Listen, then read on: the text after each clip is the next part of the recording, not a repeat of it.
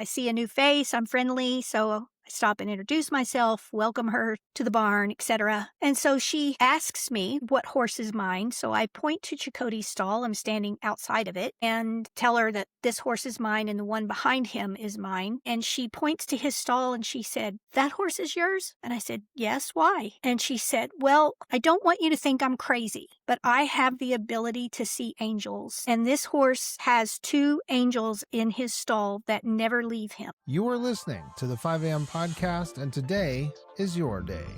Good morning and welcome to the 5 a.m. podcast. I'm your host, Michael Klassen. This is the podcast where we wake up your mind, we fuel your spirit, and we dive deep into stories that share the beauty of abundance and creation.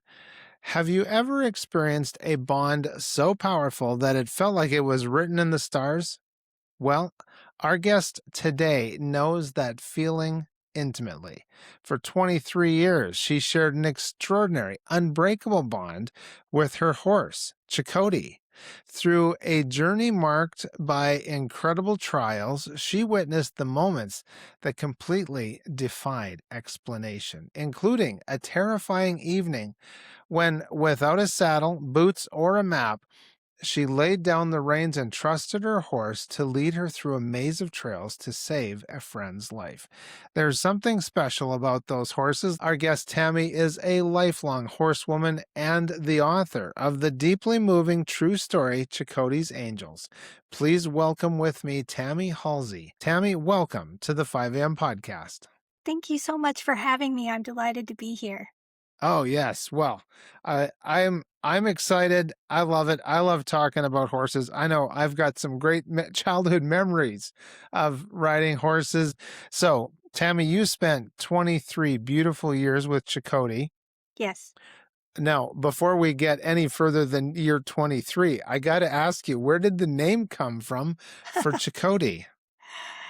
I wanted an Indian name because he Okay. was a Pinto. Oh, And neat. I was born in Oklahoma. A lot of Oklahoma towns are named after or Native American names. Mm, And Checote, Oklahoma, was actually named after the last Cherokee Indian chief, Samuel Checote. But they changed the spelling. For Checote, Oklahoma, changed the spelling for it to be more phonetic. I okay. kept the original spelling and I changed the pronunciation because I wanted to call him Cody for short because I loved the name Cody. But so in true Cherokee Indian fashion, it was Checote was how it's Wow. originally pronounced. And so did you have Checote since he was a colt? No, I got him as he was probably somewhere between the age of 3 and 4. He was captured from a wild herd Oh, from a ranch out here in Texas, and a friend of mine was the one who captured him. The owner of the ranch was Henry Taub, who owns Ben Taub Hospital, and he has a herd of wild horses, and he would donate a few every year to a charity auction. wow. And my friend was the one who would go in and capture those horses. And the friend who captured him, his name was Indian George. We call him that because he is Comanche Indian. and Nice. and he's very proud of his heritage. And Yeah. so Oh, that's great. Well, there anyway, can be a lot of Georges around, so it's good to know which George you're talking about. yes. Am I right? Yes. Oh, so then did you end up having to, and I hate to use this term, but it's in the common parlance of horses, did you have to break Checote in? No, actually, Indian George gentled him. And he called it Ah, gentling because nice. uh, Checote was a gentleman from the beginning, and Oh, he never bucked, not once, which was wow. quite shocking, and not with his first experience with a saddle or a rider. But he put the first 30 days on him, and he was sold at the charity auction to another friend of mine who Mm, had a small 6,000 acre working cattle ranch. And but Checote was so small that they didn't really use him much. And when the mare that I'd had for several years went lame, mm. and I needed a new riding horse, my friend Tom Dampierre offered Checote to me for sale. And until I got him, he had actually never had a name. This story goes deeper and deeper. Yes. And horses have such personalities. It's almost like a disservice to not give them a name, but Checote was obviously waiting. And He was the waiting good for Lord me. above was waiting to connect the two of you and waiting for you to give the Checote its name. So when did you first realize that your connection with the horse went far beyond that typical bond between a rider and a horse? We had a bond instantly Hmm. that was normal, but I mean, abnormal for an instantaneous thing.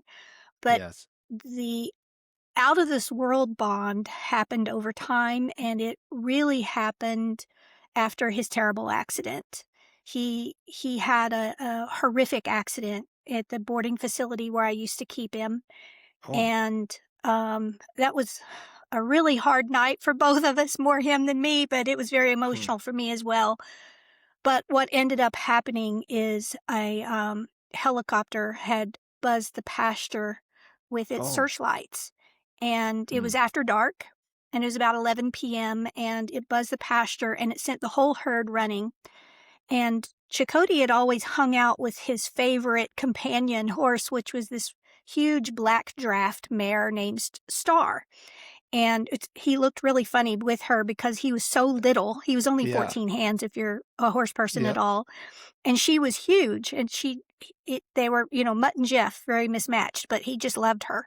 Anyway, they were together, and the owners of the pasture of the boarding facility decided that they were going to check on a mare that they had recently acquired and ride her Hmm. after dark because it was, July in South Texas. It was pretty hot and humid, so they wait till Yes. after dark to ride. And as they were approaching the area where Checote and Star were standing, Star made some unbelievable maneuver that they couldn't even describe it to me. And they said they couldn't believe that a horse her size did what Hmm. she just did. Um, and then when they stopped and turned to look, she went into what they called a bird dog point position and started pointing with her entire body at Checote's leg.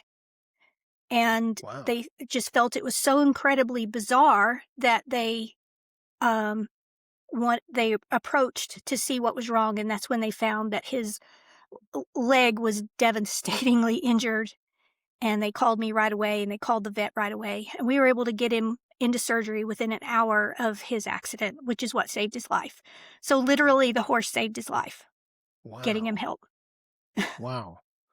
And we'll find out about the the other rescue work of Yes. Checote as well. And I don't want to get there just yet, but Mhm. can you talk about how the relationship between you and Checote developed after that surgery and through his recovery time? It was during his recovery how I noticed that um our bond was so strong. I was the only Mm. human being he trusted. So, literally, the vets could not change his leg wrap unless Mm. without Wow. drugging him, unless I was there. If I was there, he stood like a perfect gentleman the entire time. And Hmm. they would say they just couldn't believe it because it was like he was a different horse if I was there. Otherwise, they'd have to knock him out in order to get near his leg. Wow. And so, um, but even the night of his accident, the vet had arrived, and the owner of the property, the two of them were trying to support his leg and help him into the trailer to get him to the hospital, and he wouldn't go. He wouldn't load, he wouldn't move until I got there, and I said, "It's okay, let us help you." And he went right in without a problem. That was just kind of like the beginning of "Oh, wow, this is bigger than even what I imagined," and I knew it was strong before that, but Yeah. that was the first signs. Yes. Amazing. And amazing the connection that God somehow put into humans and horses. I Yes. I don't know what it is, but uh, he knew that we were going to need dogs and horses. I guess that was it. Yes. But so your book centers around the concept of angels appearing in Yes. three distinct forms: Yes. animal, human, and spiritual. No argument from me on that one, that's for sure. The Bible says that we often entertain angels unaware. We don't even know. So let's break these three down.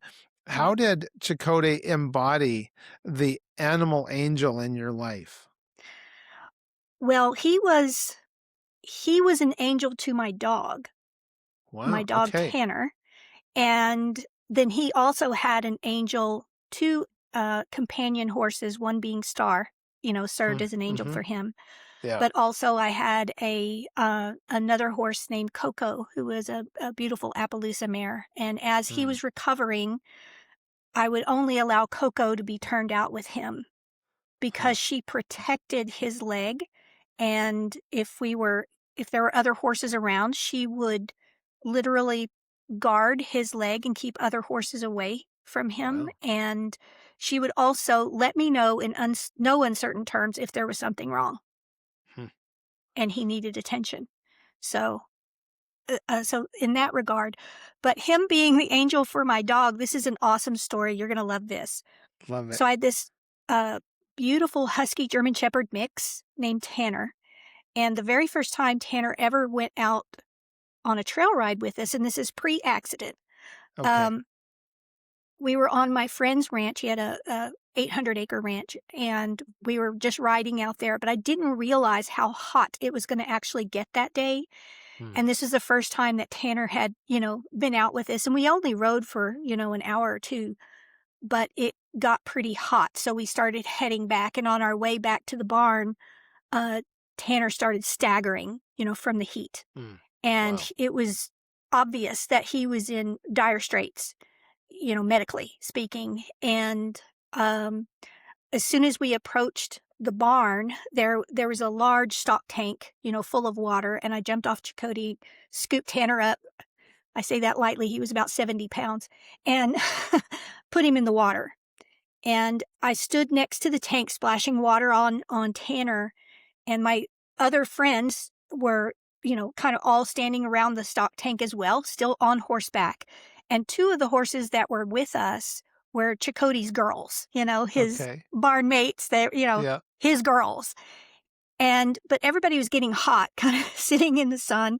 So they just went on to the barn without us. And I'm just so focused on Tanner, it didn't dawn on me to like, oh, where's Checote? He was right there with his head in that stock tank right next to Tanner. He never left. He never tried to leave, even though his girls left.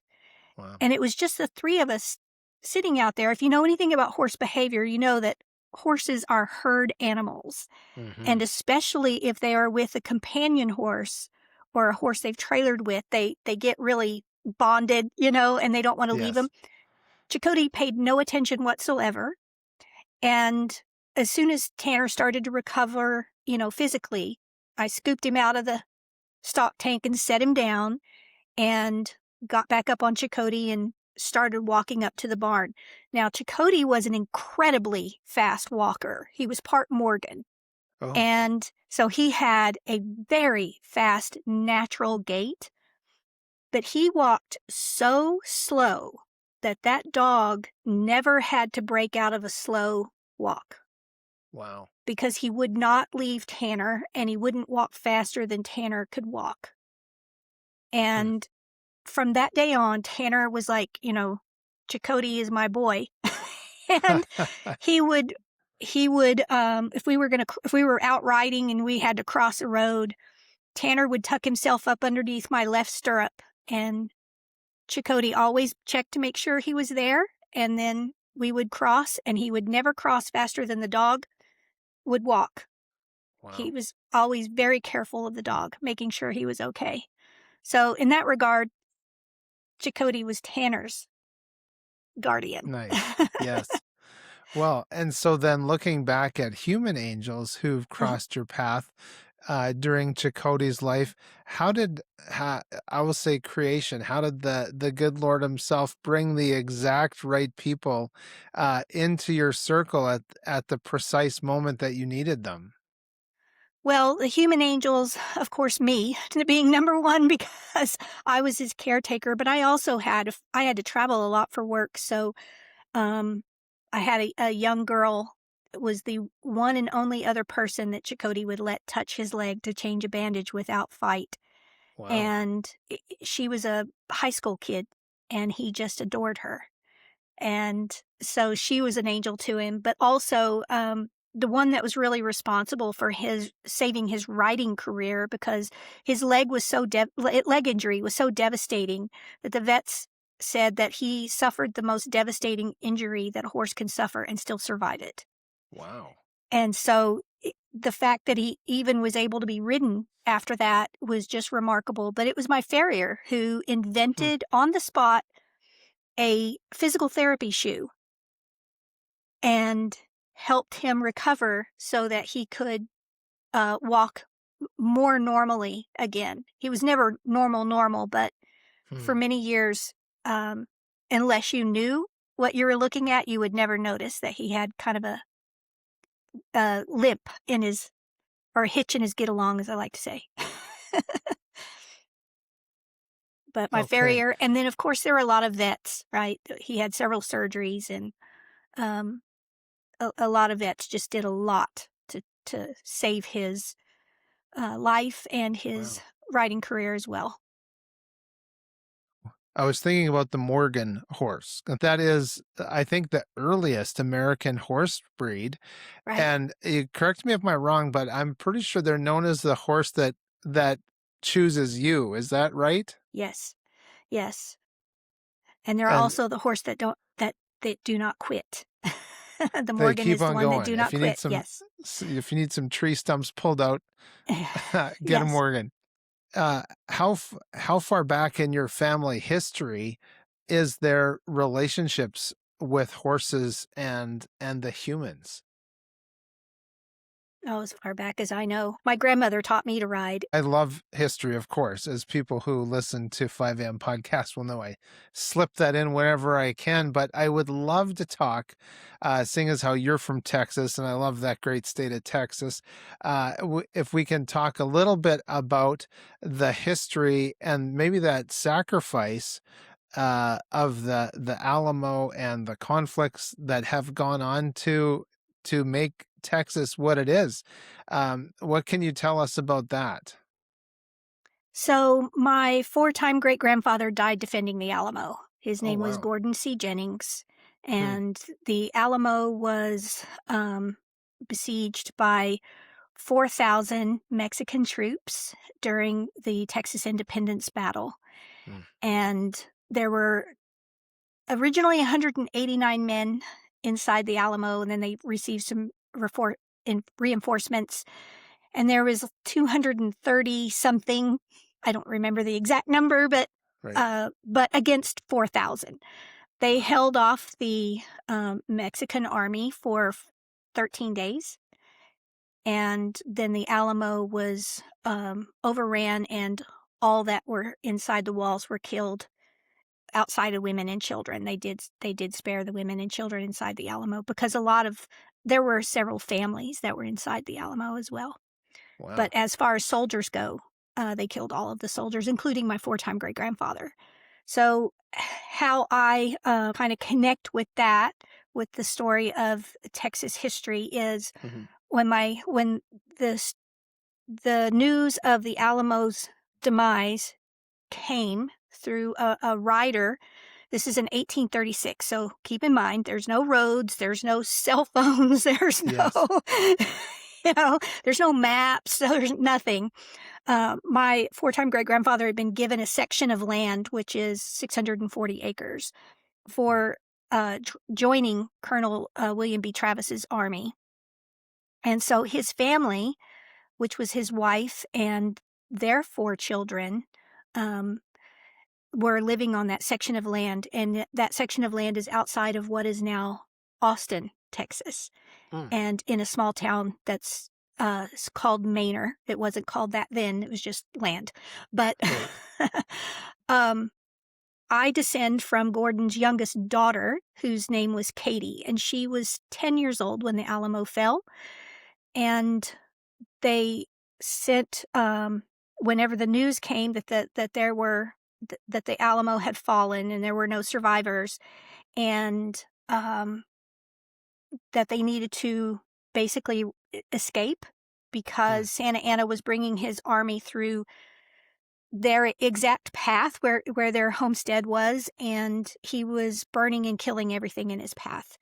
So they were in mortal danger, but Katie's mother, whose name was Catherine, knew that the other settlers in the area, which was in all of Bastrop County, also needed this message to flee from the oncoming Mexican troops.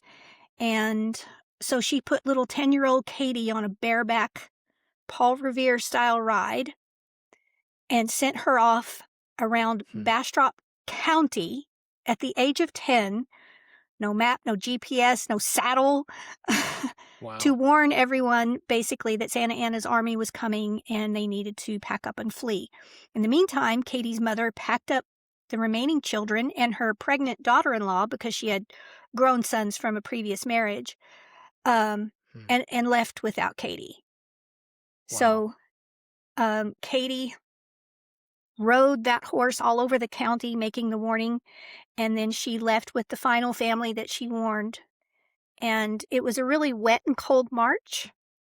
And so they joined what's now referred to as a runaway scrape. And the runaway scrape was basically the massed exodus of all of the families, mostly women and children and elderly, running toward the border of the United States, which at the time was the border of Louisiana.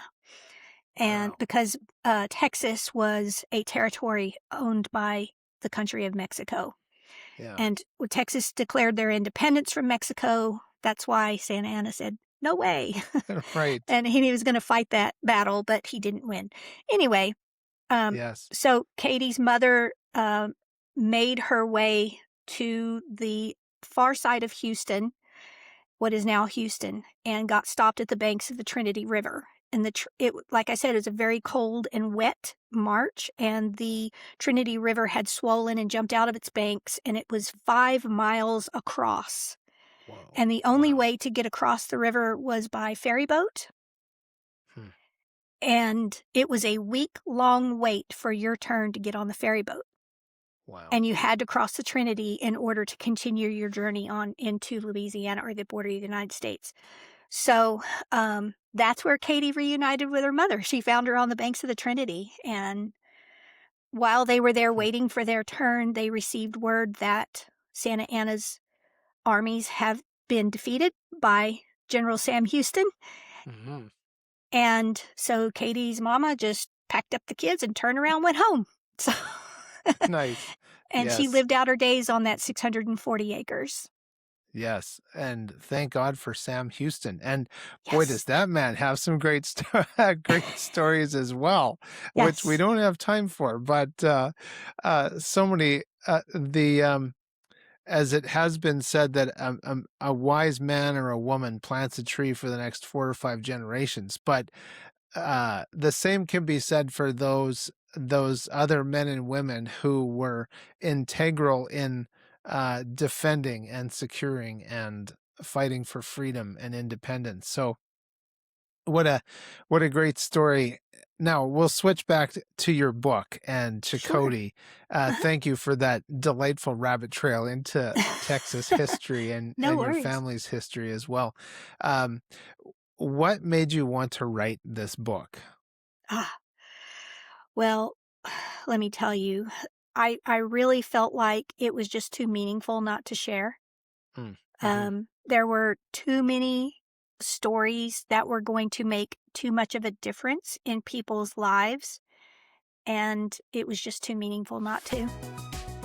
Thanks for watching the show. Just a reminder that you can get all of our resources, other episodes, and read our blog post at 5ampodcast.com. for listeners who might be skeptical about the spiritual realm and they hear these different stories, how do we differentiate between a beautiful coincidence and that genuinely divine spiritual intervention? Well, in my case, it was pretty easy to tell, at least from my point of view, that it was spiritual intervention because um, after his accident, he had a year of rehab, and then many months after that, a new lady moved into the barn, and a really sweet lady named Lindsay, and I didn't know it at the time. She and I became friends, but she was actually an animal communicator. Whether or Hmm. not you believe in that, it doesn't matter to me. Right. But there's no doubt in my mind that she was communicating with Checote. And she asked me one day after we'd been riding and we were just hand grazing the horses and just standing around talking. She asked me how he had hurt his leg. And I told her that I wasn't quite sure, how the accident happened, but he had been found that way after a helicopter had buzzed the pasture. And she said, "Well, he's showing me what's happening." She said, "The horses are running and he is panicked and he ran through the middle of a broken tree and his leg is caught, and Tammy, there's so much pain." And this finally made sense to me because he was literally found next to a tree that forks really close to the ground. Hmm. And the grass was crushed at the base of that tree. So the owners thought that he had been laying down, and then when the helicopter buzzed, he stuck his leg in the tree and got it caught. But Hmm. that never made sense to me at all. Yeah. But her explanation made perfect sense. So, and I don't know what brought me to ask this question, but I asked her, did he know who saved him that night? And of course, I'm thinking Star, his Yes. companion horse. Right. And Lindsay and I are standing outside, and she's literally, and it's summertime, so it's hot. She literally gets goosebumps on her arms. Hmm. And she said, "I'm not sure I should tell you what he just said." And I said, "Oh, you're not stopping there. Yeah. Tell Right. me." She said, "He told her that there were two angels in the pasture that showed the other horse what to do to get him help." Wow. And it finally made sense to me. I mean, Yeah. this horse's impossible behavior, if you know anything at all about horses, they don't go into bird dog point position. Mm-hmm. Yes. That bird dogs do that. Hunting dogs do Y- that, not horses. And so it finally made sense to me. So the next confirmation that I got was Lindsay actually moved away. She left the state. So she, took her horse and moved. And a new lady moved into the barn. And I just met her this instant that I met her. I see a new face, I'm friendly, so I stop and introduce myself, welcome her to the barn, etc. And so she asks me what horse is mine. So I point to Checote's stall. I'm standing outside of it and tell her that this horse is mine and the one behind him is mine. And she points to his stall and she said, "That horse is yours?" And I said, "Yes, why?" And she said, "Well, I don't want you to think I'm crazy, but I have the ability to see angels. Huh. And this horse has two angels in his stall that never leave him." And I just said, "I know." But I mean, that's what kind of gave me that confirmation. Yeah. Later, months later, I was changing the wrap on his leg and she walks by and then she stops, the same lady that could see angels. And this was not a normal conversation. We didn't go around talking about Checote's Right. angels, it's just, Yes. but she stops and she says, "The horse, your horse and you have such an incredible bond. It is so strong, I can literally see it. She said it's like a thread of light that goes between your forehead and his, Huh. and it vibrates with light. And Yeah. I just said, that makes sense because I feel it too. And then, so months after this, she and we'd been riding one Saturday morning. A bunch of us had gone, but we would normally do a lunch after our Saturday morning rides. But this particular Saturday, she and I were the only two that could go. And she got this really strange look on her face. And she said, Checote just got another angel. Hmm. And I said, is this instead of or in addition to the other two? She goes, no, the other two never leave him. They never will. This is in addition to.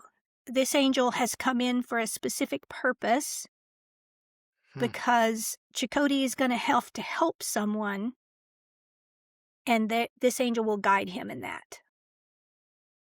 Wow. And Powerful. then, Yeah. So go ahead. 10 days later, it happened. Yes. Now, before, but we'll leave that as a little cliffhanger, ladies Mm-hmm. and gentlemen. You'll find out about the cliffhanger. We do have a comment section as you're listening, ladies and gentlemen. We're incredibly happy that you're here. We'd love to hear from you. Please put something in the comments about your love for horses, perhaps, or your experiences, those spiritual angelic encounters, perhaps that you've had. And Tammy, what a great conversation. And while people are maybe thinking about comments or putting something in there, can you tell us how people can get in touch with you and get this book? The book is available on Amazon, and it's available in Kindle, hardback, and paperback. It's called Checote's Angels, and Checote is spelled Checote. It's Angels. And I'm on Facebook, so I've actually had people hunt me down and send me a private message. Before we get to Checote's mission that Hmm. we're going to be talking about, horses are incredibly intuitive, connected animals. What have they taught you about the difference between looking at the world through human eyes versus sensing the world through energy and faith? Well, Checote really changed me. Okay. Hmm. Um, he has shown me what loyalty looks like. Isn't that Okay. weird to get to hear that about a Yes. horse?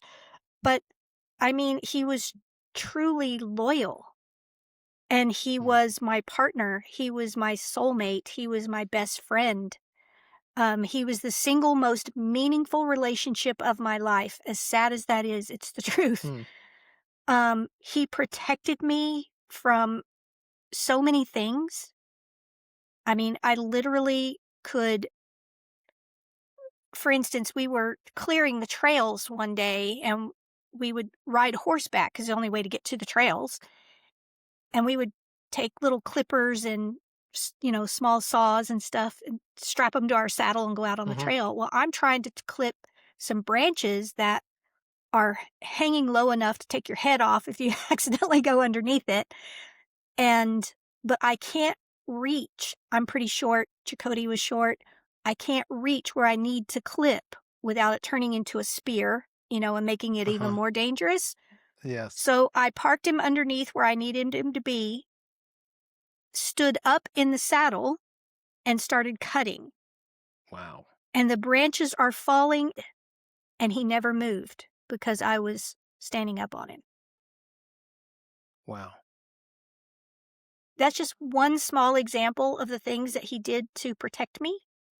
Um, he taught me trust and honesty. Animals don't respond to who we pretend to be. Yeah. They respond to who we really are. They see your truth. Hmm. And so I only wanted to give him the best of me. you speak deeply about resilience. What Yes. was that greatest hardship or healing journey that you and Checote had to overcome together over those 23 years? His leg injury was the hardest physical thing that we had to overcome. And when we were going through that, I mean, I did everything medically possible Hmm. for him. I He had multiple surgeries. He had regular bandage changes. We never missed a single bandage change. Hmm. And whenever the doctors gave the go ahead, my farrier had built this physical therapy shoe, but I Hmm. also did physical therapy, and we um we started off with, taking those low cavalettis, getting him to walk over them Oh, slowly, wow. learning to Okay. learning again how to Wow. lift his leg high enough to get over a low cavaletti. Um, he had massage therapy, he had chiropractors, he had, Hmm. all the things because his other 3 legs were kind of taking over holding his weight. Hmm. And horses are so big and heavy. Fortunately, he was a small horse, but horses are so Yeah. big, such a big and heavy animal. They're built to hold their weight on 4 pillars. And Right.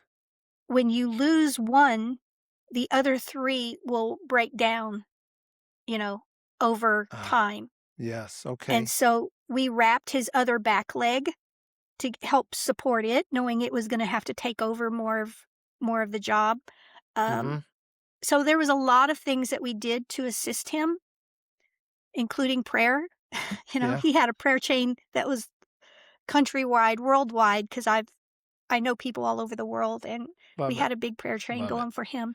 So, Oh, that's good.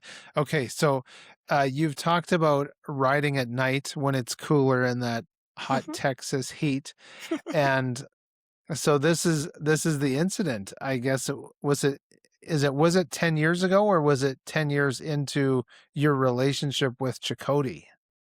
The incident happened 10 years into the relationship with Checote. This is, what happened. It Yes. was 10 days after my friend told me that he had received a 3rd angel, Gotcha. And I was and thinking that's why he was getting these angels because he had a specific, he had a life-saving mission. assignment. Yes. And much like your ancestor Katie had Yes. a life-saving mission, Yes. and you and Katie both had a bareback uh, We did. emergency ride. And so, We can did. you tell us? I don't know if you're inside the barn or outside the barn with Checote, but tell us about that. The 2 riderless horses Yes. came galloping into the barnyard. Yes. So one evening after work, I went to the barn and it was just like any other day. And I was pulling Checote out of his stall. So I was standing outside of his stall when these 2 riderless horses come running into the barnyard. And that's never a good sign. Yeah. Um, the horses belong to my friends, Jean and Brigetta. And in that instant, I knew that there was something horribly wrong. I knew Jean was hurt, Hmm. but I didn't stop to think. I just threw a bridle on Checote and I just took off. I didn't have a saddle. I didn't have boots. I was in shorts and tennis shoes. I had no idea where they had gone. And there were just miles of trails, and they were like a maze. It was just a labyrinth of trails. In that moment, I had a choice to make, really. I had to try and figure out where they were myself, or trust the one thing that had never ever let me down, and that was Checote. So I laid the reins down on his neck and I told him, "Take me to Jean. Jean's hurt. Find Jean." Those are the words that I gave him. And he took off. He just ran. He wasn't wandering. He wasn't searching. He, it was a very specific path that he took, very Hmm. specific turns. He went down a steep embankment, crossed the creek, went to the other side. And he came to a fork in the trail, and we'd been that way many times that we had ridden before. But 100% of the time, we'd always taken the left fork, and he took the right fork. Now, so he'd never been down this new trail, but I knew where it went, and that's why I'd never taken that right fork. It led straight into a gravel quarry. Wow. It's just a place you don't take a horse, right? Yes, right. It's loud. It's chaotic. There's men working, heavy machinery that are in operation. It's just the kind of place that would normally terrify a horse. Mm-hmm. But it didn't terrify him, and he never hesitated. And when we entered that quarry, I saw it. I saw the angel right in front of him, guiding him.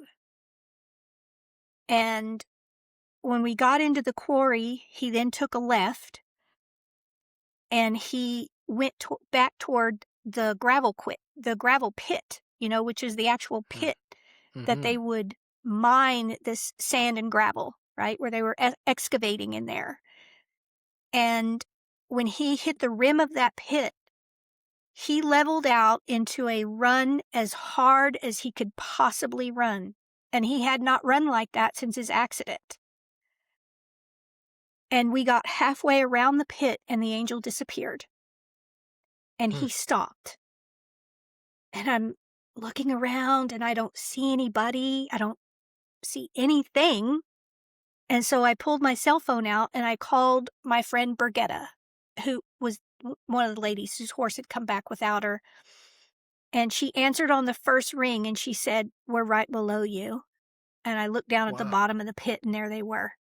He took me straight to them. So we rode down into the pit, and it's a deep pit, and the walls of it are steep. I mean, they're not totally vertical, right? But they are steep. The kind where he kind of has to get down on his haunches a little bit and slide down, kind of like what you see in The Man from Snowy River a little bit. Right, yes. Put that in your mind a little bit. Just not quite that high, I don't think. But it was probably 3 or 4 times higher, taller, if you're at the bottom of the pit, than a horse and rider would be. So just to kind of give you some semblance of how deep it was. And Jean was so incredibly injured. And she was down. And Brigitta told me that she had called for rescue, but they couldn't find him. Wow. And would I please ride him back out to the road and flag down the rescue vehicles? And I could actually hear their sirens. They would pass the entrance, and then they'd go back, and then they'd go, turn around and go back, and they'd pass the entrance and get there. I could hear them going back and forth, and they couldn't find the entrance to the gravel quarry because there was no sign, and it was overgrown. So Checote just exploded into motion, and we hit the wall of that pit and climbed back out of there. And he got onto the rim, and he just started running flat out again all the way into the quarry. And I slowed him down in the quarry because it's just so loud. And there was like a giant conveyor belt taking sand and gravel up and then dumping it into this metal bin that was so large it was way over our head. It was, taller than a building. And it was the sound, we were under it, and it was deafening, just deafening noise. And he just rode past it like it was nothing. And then we come to a part where there's, we're high up on the trail inside the quarry. And there's a pond of water on our right and a pond of water on our left. But there's a big diesel engine running of a water pump, and it's pumping water from one pond to the other. And the water hose that's pumping that the water's going through is stretched across the road that he has to go over. This water hose is the size of a fire hose. And there was such a volume of water going through it, it was vibrating on the ground. It was bouncing on the ground. This is like, a horse's horror film.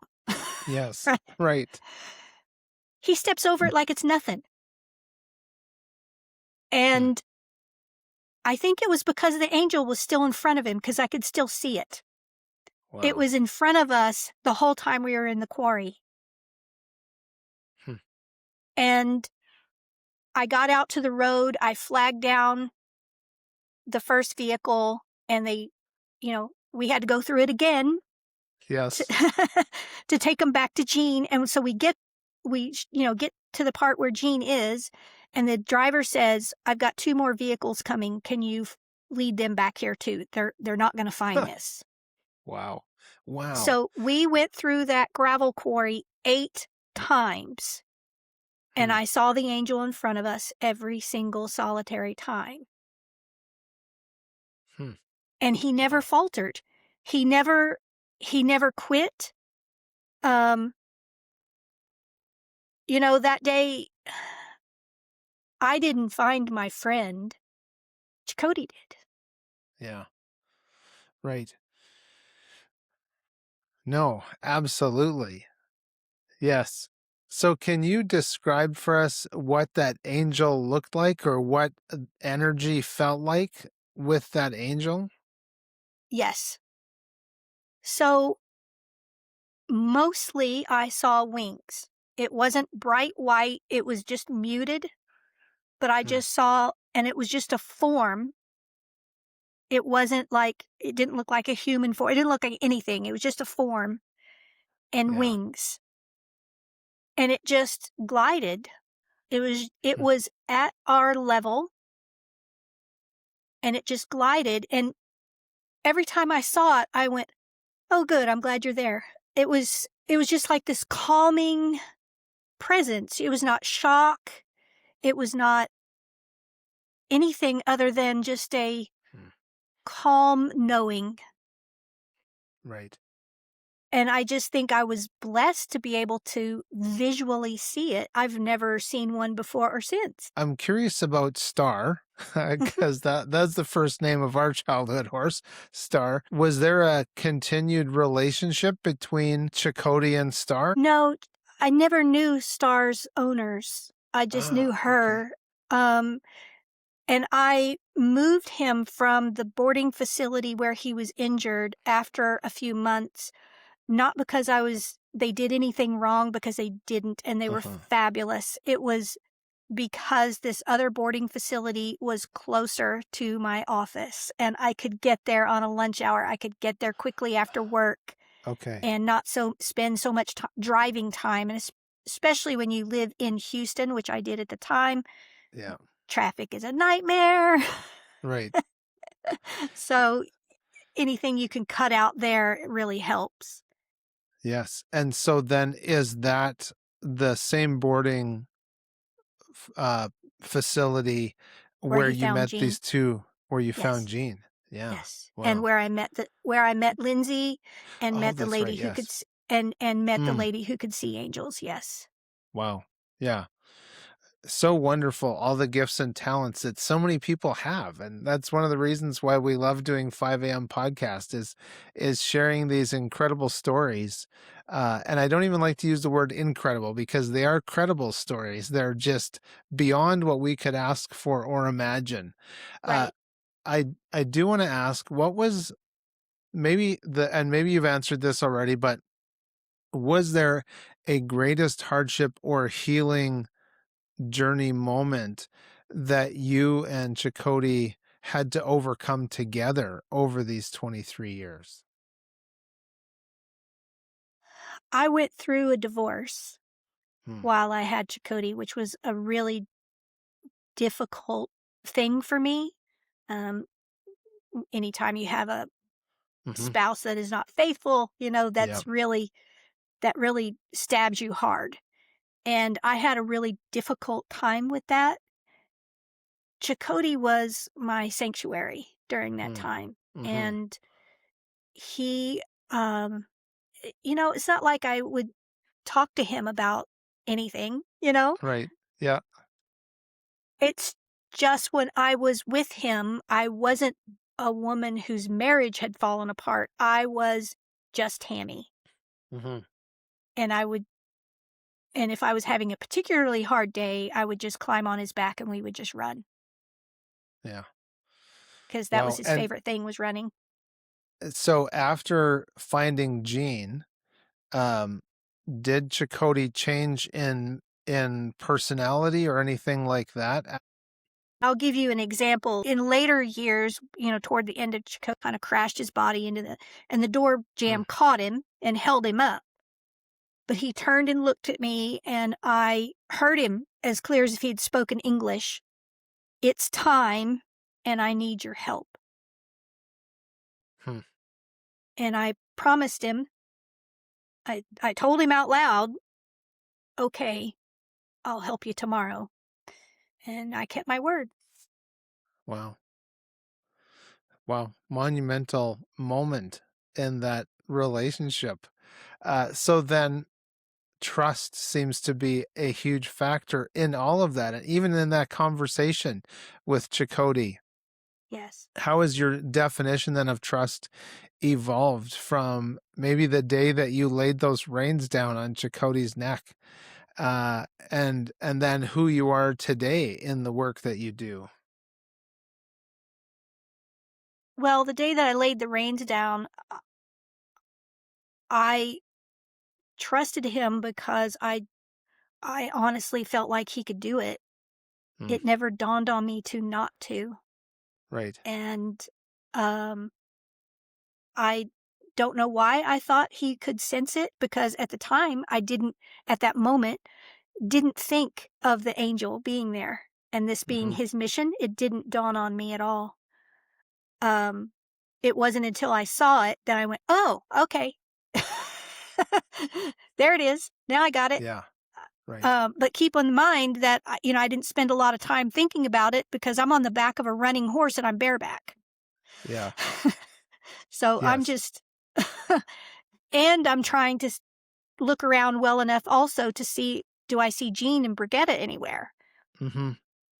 And you're wearing shorts and tennis shoes, Yes. No and saddle. you're on a galloping horse, and there's a certain way that you are able to participate in that gallop Right, with your horse. So there was a right. lot of Yes. moving parts Yes. in that I'm moment. watching the terrain because, if he needs to sidestep to get Hmm. around something, I don't want him to sidestep out from under me.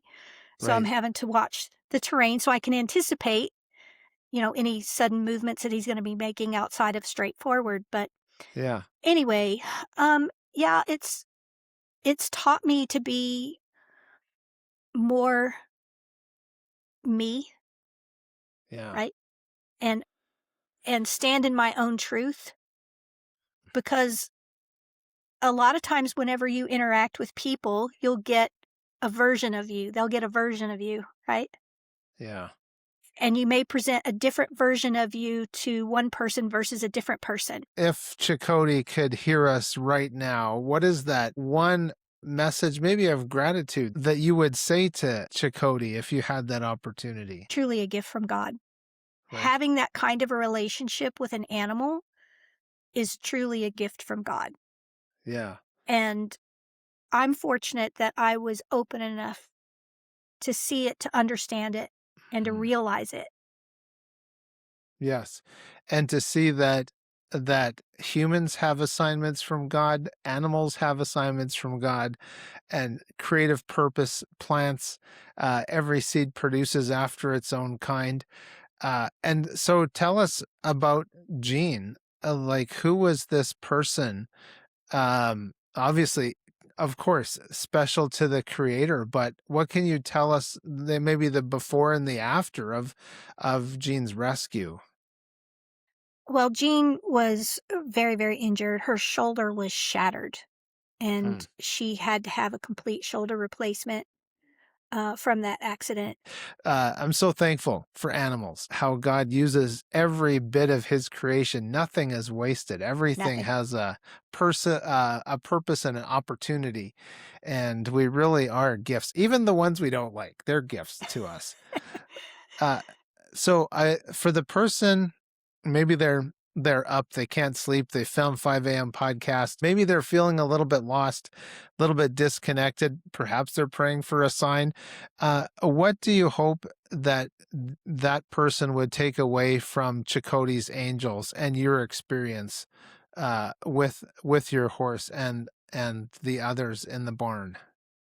There truly is a connection there if you will allow it Mm-hmm. and be open to it. There truly is a connection. What an absolute breathtaking reminder that we are never truly alone, and that love and guidance and spiritual factors often come to us in ways that we least expect. Uh, Tammy, thank you for being here. Thank you for sharing your heart and your history and your faith, and of course, Checote's incredible legacy. So, to our listeners, find the book. Find Tammy on the Facebooks. If your heart was moved by this conversation, do pick yourself up a copy of Checote's Angels. It will be a wonderful gift to you. And summer reading, anytime reading, it is by Tammy Holsey. We will put a link in our show notes. And please, ladies and gentlemen, remind yourself to lay down the reins of control every once in a while and trust the guidance around you. Sometimes that's easier said than done. Ladies and gentlemen, perhaps you need peace and guidance in your life, and you might be looking for that peace of mind. I would encourage you to consider looking to Jesus, the Prince of Peace. There's so much animosity in this world, but there still remains one, the way, the truth, and the life. It remains the same. And so with that, please remember, when we seize our days, we seize our future, and get out and enjoy those beautiful sunrises and sunsets and all the wonderful adventures in between. I'm Michael Klassen, and we will see you on the next 5 a.m. podcast. Thanks for watching the show. Just a reminder that you can get all of our resources, other episodes, and read our blog posts at 5ampodcast.com.